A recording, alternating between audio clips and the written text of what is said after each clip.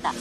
Edit box. Welcome back to my Show YouTube English channel, US QWERTY keyboard. Cynthia Slay, balik lagi. Aduh sorry nih, barusan ada suara-suara seperti itu adalah suara pembaca layar, yaitu aplikasi yang digunakan oleh tunanetra untuk bernavigasi pada perangkat smartphone-nya.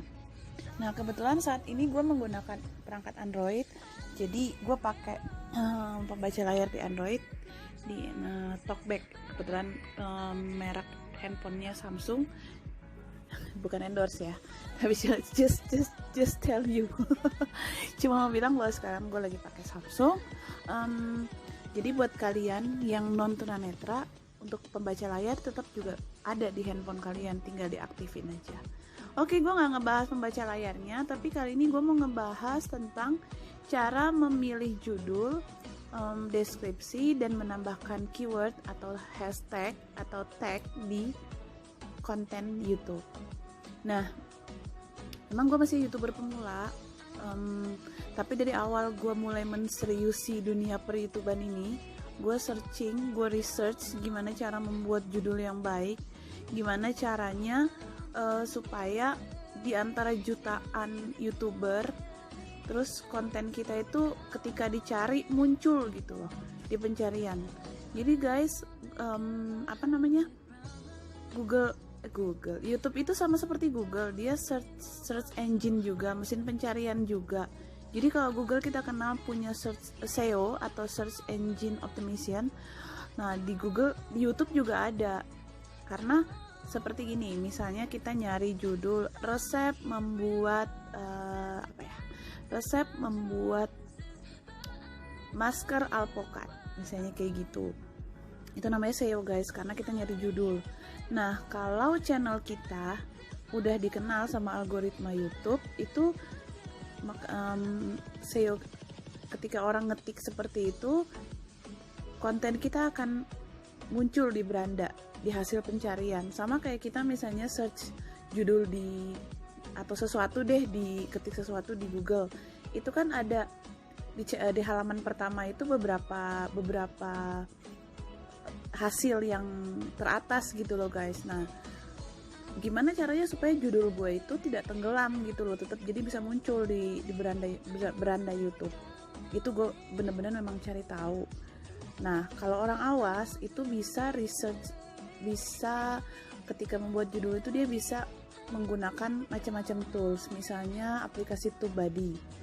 Nah tapi gue udah coba di perangkat iPhone sama di perangkat Android gue, TubeBuddy ini nggak akses guys. Jadi biasanya kita ngetik judul, kemudian muncul tuh keyword-keyword apa yang bisa kita pakai, yang kira-kira akan menaikkan SEO kita gitu. Nah karena itu nggak akses, akhirnya gue manual ngetik. Misalnya gue mau bikin kayak ini kan konten gue yang terakhir sebelum gue bikin video ini. Button on Ya. YT button. No, it's not made for kids. Button. Mau nonton drakor Penthouse Dabet Indonesia ternyata. Nah itu. Edit box. Create a title type and dimension a channel. Drakor Penthouse Dub Indonesia. Dub Indonesia maksudnya udah didabing ke bahasa Indonesia. Ternyata gitu. Tapi gue search SEO-nya tuh cuma drakor Dub Indonesia gitu.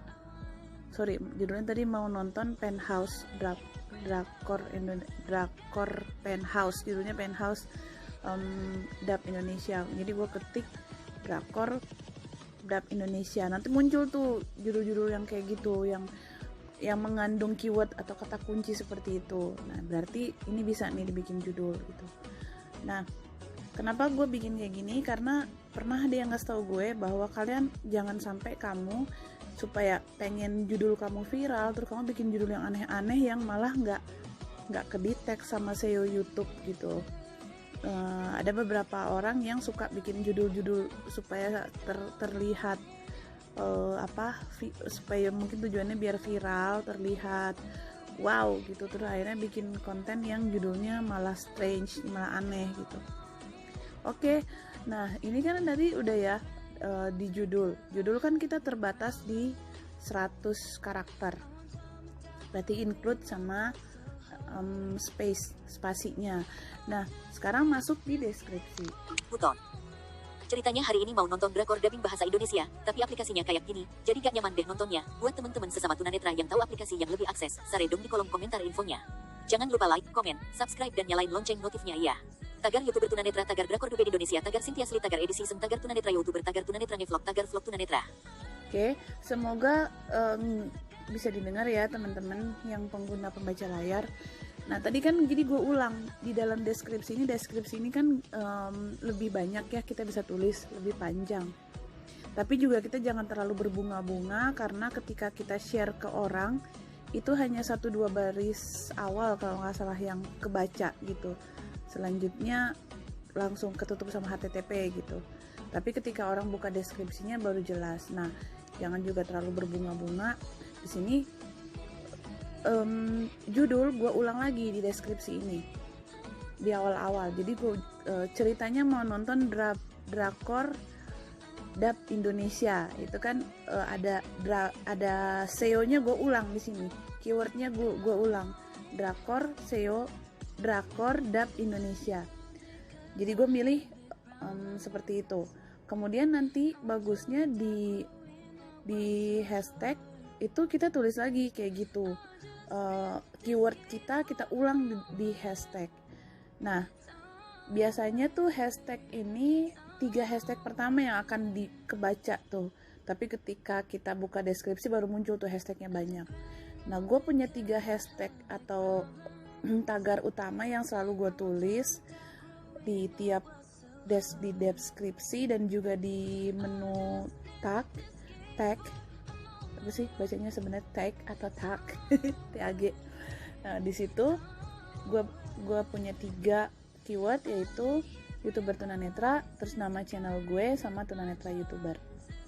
Nah, kenapa kita harus pakai itu? Kita bisa pakai itu karena ketika kita bikin hashtag itu, sebenarnya hashtag itu kan bisa diklik guys. Kalau diklik misalnya YouTuber tunanetra diklik, itu akan muncul konten-kontennya YouTuber tunanetra yang sudah terdeteksi sama algoritma YouTube gitu. Jadi akan muncul ada berapa konten creator yang menggunakan hashtag itu, dan biasanya itu yang muncul teratas itu beberapa konten creator yang memang sudah hashtagnya sudah terdetek sama algoritma YouTube. Itu info yang gue dapatkan dari hasil research gue sebelum waktu subscriber gue masih 200-an apa 300-an gitu guys, kayak gitu.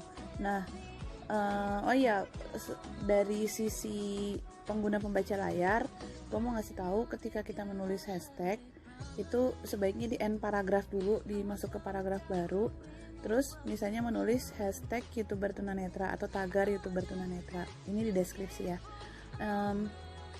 YouTuber tunanetra ini jangan spasi, jadi jangan tagar YouTuber spasi tunanetra, nggak boleh, tapi digabung. Nggak apa-apa panjang juga nggak apa-apa, misalnya tagar YouTuber tunanetra berkarya, tagar apa gitu. Nah, bikin juga tagar nama channel kalian gitu. Kemudian next kita masuk ke Buton. No, it's not made for kids. Oke, ini swipe ke kanan. Buton. Yuk ke poin N3 more. Attacks. Buton. Di add tag. Nah, di teks ini kita bisa ngulang lagi keyword kita. Hashtag kita ulang. Jadi keyword kita tadi yang buat SEO di judul, misalnya drakor dub Indonesia, ada di judul, ada di deskripsi, ada di hashtag yang di deskripsi ada, kemudian di tag ini juga ada.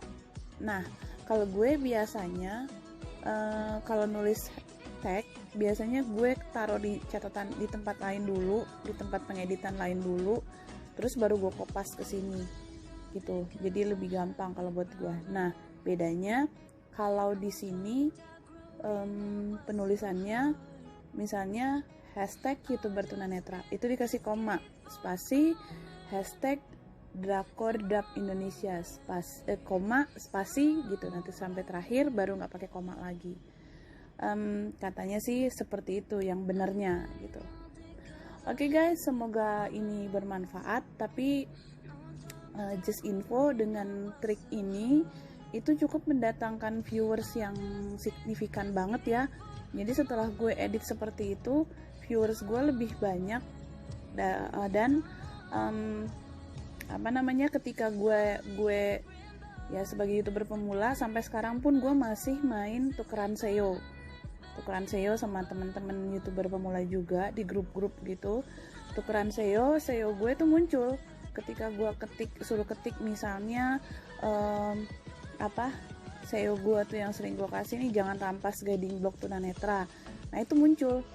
Nah kalau belum dikenali sama algoritma YouTube, gue pernah nyari SEO channel orang, udah gue ketik judulnya nggak muncul sama sekali. Jadi harus gue tambah dengan nama channelnya. Begitu gue tanya-tanya sama yang udah senior, katanya berarti channel dia belum terdetek sama algoritma YouTube. Makanya harus di dropping SEO-nya gitu, kayak gitu. Harus dibuat supaya SEO-nya nggak tenggelam. Karena kan YouTuber ini sekarang banyak banget guys. Nggak tahu deh, udah ada bisa jutaan kali ya. Sejak pandemi ini kayaknya meningkat banget YouTuber tuh. Nah kalau kita nggak terdetek sama algoritma YouTube ya channel kita akan tenggelam guys. Kayak gitu. Maaf, gue tidak bermaksud menggurui, tapi ini hanya sekedar sharing pengalaman. Kalau teman-teman punya pengalaman yang lebih update, yang lebih baru dan mau ngomentarin, silahkan. Gue bukan yang paling tahu, justru gue masih banyak belajar. Kita tukar pengalaman supaya channel kita lebih maju. Oke, jangan lupa like, comment, subscribe, dan nyalain tombol notifikasinya supaya kalian jadi orang yang pertama tahu ketika gue upload konten. Thanks for watching, bye.